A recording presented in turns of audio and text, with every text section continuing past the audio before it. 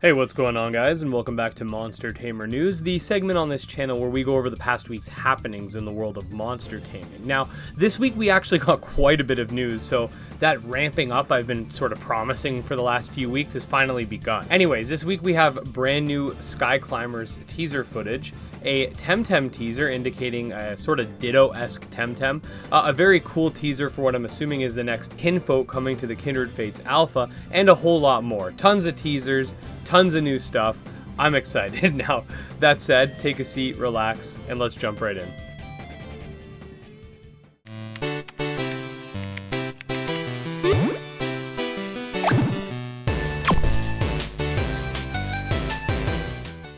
Okay, so let's start things off this week with some Skyclimbers news, that being the recent trailer that dropped teasing the game's story. Within the trailer, we see various biomes, architecture, and of course the game's monsters. Now, alongside this trailer, we also got the official reveal of Akiniko, a rare Sentius only found in the Forkyo, if I'm pronouncing that correctly, a cloud forest biome, aka that area that seems to be inspired by Eastern Asia. The Skyclimbers Kickstarter will also commence on February 9th, which is a couple days from now, and I'm pretty excited for that as well. Expect a podcast on the same day where I interviewed one of the co-founders, Justin, for over 2 hours. If you want a very in-depth overview of the game and the sort of design philosophy behind it, I highly recommend checking it out. Now, speaking of Kickstarters and such, the Laxidaze Discord server recently revealed the sort of preview / title screen of their Kickstarter. Based on what they said in the Discord, they said it's sort of like a Discord exclusive, so I won't share it here. If you do want to check it out, you can join their Discord. Other than that, we did receive a brand new Nanim, that being Kapoki. This is a sound type cat. It sort of looks like something you'd see in like a Pixar movie or something. The graphics are really nice, by the way. I had missed this last week, but we did have a Chain Monsters update indicating that the game will likely launch its alpha phase this month, with certain features rolling out soon thereafter. The update goes really in depth with how the game is rendered, the Flow blockchain side of things, and more technical stuff like that. So I highly recommend checking it out if you're looking to see exactly what's happening behind the scenes. Ooblets recently updated to version 0.6 for Epic Game Store and Xbox, and this update includes the new Wildlands area in Badge Town, a new fishing spot, 2 new recipes, a myriad of bug fixes, and more. For more information about this update, you can also check them out on Twitter. Now, speaking of updates, the relegend early access has also updated to version 16.3.10, and by God,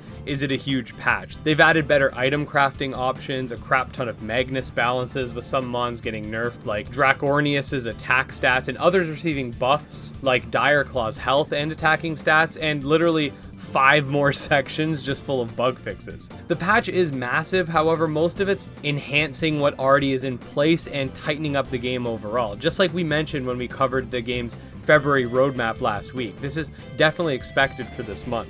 Now, the Mythren developers came out with their monthly newsletter, and in it they discussed exactly how the game's core mechanics will work, and that it's a day-to-day monster raising sim with various activities to complete, such as training with your Mythren, creating new packs with new Mythren, competing in tournaments, and more. They also revealed this thick pig, who I've dubbed the Super Saiyan 4 pig. I mean, look at Super Saiyan 4, look at this guy, he's a pig version of it.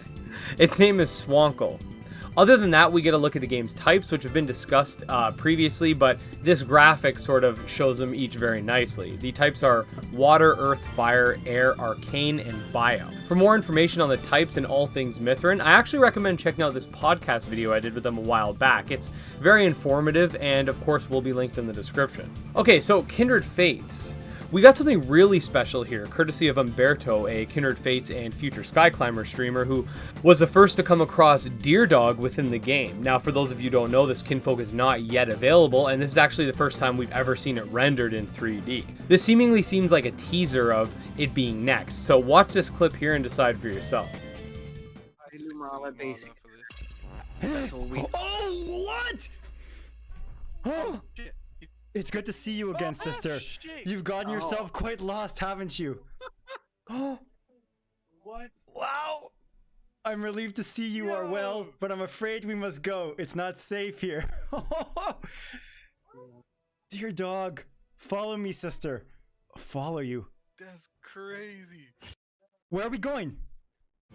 I'll leave a link to the original stream where you can also follow Umberto because he's pretty sexy, so I highly recommend it. In Necromancer's gift news, Leo has been preparing for a Kickstarter and revealed some of those backer tiers, including a very affordable alpha access, the potential to have your own floor leader, have an NPC, create a creature, and more. The game has a goal of $5,000 in mind, and Leo has mostly been using his own money towards the game, but honestly, I think we can crush this goal no problem. I'm personally super excited for the game, and I know a lot of people are, so I don't think 5,000 will be a hard goal to reach. He's also showcased some of the game's shinies, but I'm just gonna pop this one on screen because it's my favorite. Now, Ova Magica continues to crush its Kickstarter, with the game currently sitting at 143,000 euros, and now we've unlocked the house expansion stretch goal as well as the beauty salon. Next up is the Blob Encyclopedia, followed by 3 more unknown stretch goals. So we'll definitely have to keep an eye out, as this Kickstarter still has 19 more days to go. We got 2 very interesting pieces of Mython Island news, the first being the reveal of Radiant Forms, which will essentially act as the game's shiny system, and the second being a brand new Mython named Nim, whom will be integrated within the game's next update alongside some more Mython and previously mentioned Radiance. We got a brand new video on the Ploxmon's YouTube channel showcasing all the currently revealed yellow cards, aka the game's lightning and air element Ploxmons. Some of my favorite of the bunch include Bebot, Levitron, and of course, Tremora. I'm very happy to see more Ploxmon's news as of late, and I really can't wait to get wrecked by everyone when this game comes out.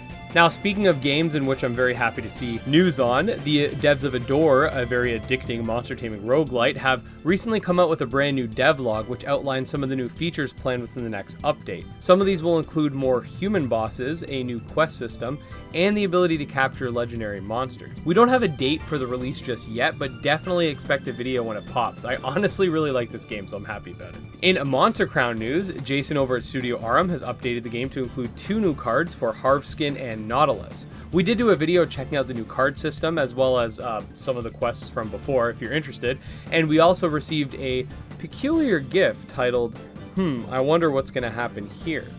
My guess is like this is the fusion station or something like that, but let me know what you guys are thinking. Now, the developer of Final Stardust uploaded quite the extensive devlog in which he showcased some new animations, some of the game's new tile sets, character sprites, and more. We also get some insight into the game's planned status conditions, including one called Haunted, which just sounds cool, so I specifically mentioned it. And other than that, he named this monster Thick, which that definitely means good things are coming. That's all I can say. Okay, so as per the usual, we're going to be moving into that rapid fire mode, and oh boy, do we have some interesting stuff here. So first up, we got this really cool battle animation for Brightory. Looking pretty good. Then we get this short clip from Monster Fighter, which really looks good as well. Also of note is that the Coromon devs have teased an upcoming update to the demo, which is definitely exciting. Then the Anitons Discord has teased a quote-unquote huge competition coming soon. The image in question was also named rocktypespace.jpg, so I'll let you guys speculate on what that is in the comments. A community-based Monster Sanctuary PvP tournament will be starting Wednesday at 7 p.m.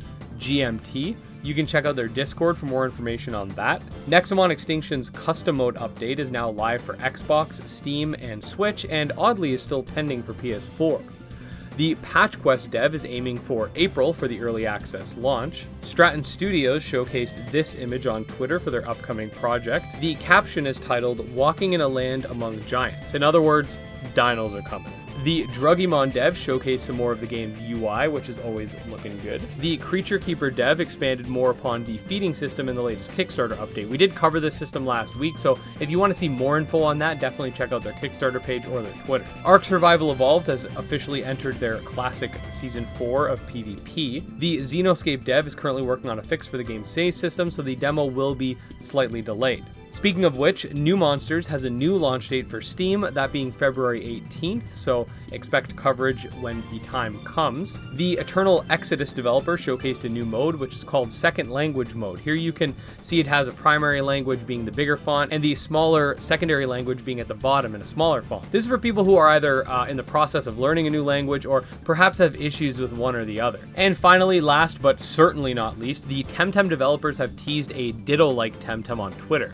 These images showcase what I'm guessing are extremely close-up images of the Tem, and it's Ditto-like in that it'll seemingly be able to breed with any other Tem, making gender locks less likely, and I'm guessing this will be amazing for breeding Rabers. So yeah, there was quite the amount of news this week. I do really hope you guys did enjoy, and I see things continuing at this pace, or at least close to it moving forward. If you haven't seen the recent video I made this month in monster taming, I highly recommend checking it out, as it'll give you insight as to what exactly is happening for February, and it's formatted very similar to this news segment. So if you're a fan of Monster Tamer news and that's sort of what you come to the channel for, this might also sort of give you that fix. Other than that, there are a few new games I do plan on incorporating into the segment starting next week.